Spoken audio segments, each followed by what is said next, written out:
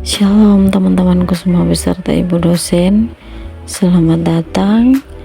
Kali ini kelompok 5 akan menjelaskan tentang pendekatan Adlerian, mata kuliah konseling keluarga, dosen pengampu Merita F. Naisanu MSI. Nama anggota Solintar Yolanda Rohi, Vira Yelopi, Lini Marlin Cesnai, Abed Auteas, dan Frankie Ronaldo Yohanes. Selamat menyaksikan. Pendekatan Adlerian juga dikenal sebagai pendekatan sosioteologis, di mana pendekatan ini berfokus pada kekuatan sosial individu dalam mencapai sebuah tujuan tertentu.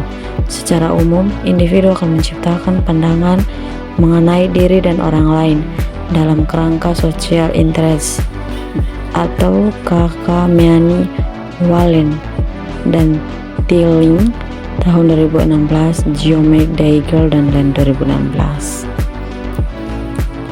Dengan adanya pandangan mengenai diri dan orang lain dalam kerangka social interest, maka individu akan berupaya dalam menetapkan tujuan jangka panjang dan jangka pendek sebagai dasar dalam motivasi diri yang pada akhirnya akan berpengaruh pada perkembangan individu. Nomor 1, teori hakikat manusia, dan yang kedua, masalah manusia. Teori hakikat manusia dan masalah manusia Adler dikembangkan secara langsung untuk menangani anak-anak dan bukan harus diadaptasi Adler tahun 1964. Adler percaya bahwa manusia adalah makhluk-makhluk tertanam secara sosial yang pilihan hidupnya dibuat untuk mencerminkan perasaan mereka tentang konteks dan keadaan unik mereka sendiri. Adler tahun 1975. Konstelasi keluarga, urutan kelahiran, dan kenangan usia dini semuanya berkontribusi terhadap pemahaman diri atau gaya hidup seseorang, dan gaya hidup pada gilirannya berkontribusi terhadap bagaimana seseorang bertindak di dunia. Adler sangat memperhatikan soal mendorong Mien untuk menjadi tertarik pada kesejahteraan orang lain dan mengambil bagian dalam kerja komunitas. Adler tahun 1964.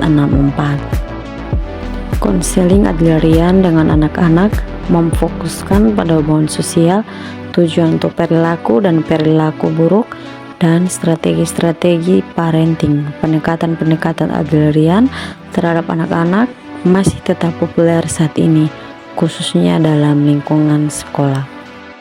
Menurut Adler, tingkah laku individu ditentukan oleh self-kreatif atau kekuatan kreatif adalah kekuatan ketiga yang paling menentukan tingkah laku atau kekutatan pertama, dan kedua adalah hereditas dan lingkungan.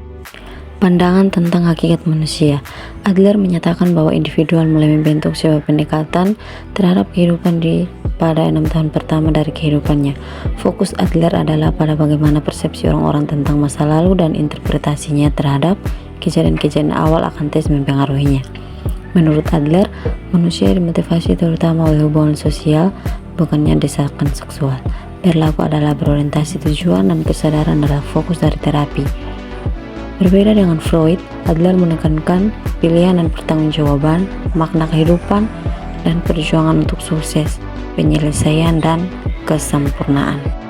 Perspektif realitas subjektif. Adlerian berusaha melihat dunia dari kerangka subjektif klien tentang referensi, sebuah orientasi yang dijelaskan sebagai fenomenologis.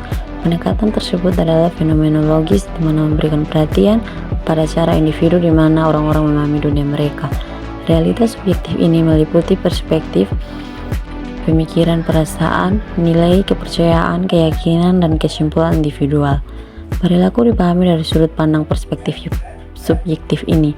Dari perspektif Adlerian, realitas objektif adalah penting daripada bagaimana kita menginterpretasikan realitas dan makna yang kita kaitkan dengan apa yang kita alami.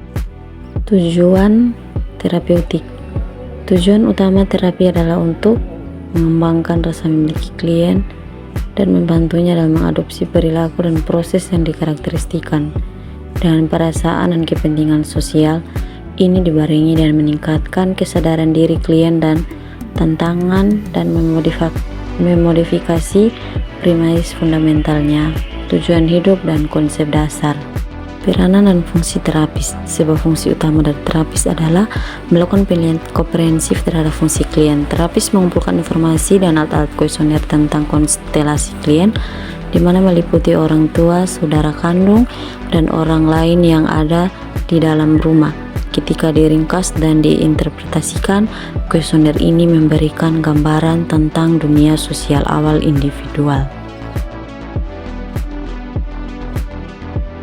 Sekian video dari kelompok kami. Mohon maaf apabila ada kesalahan dalam pengucapan atau materi yang kami sampaikan.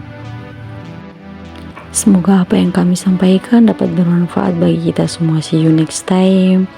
Thank you.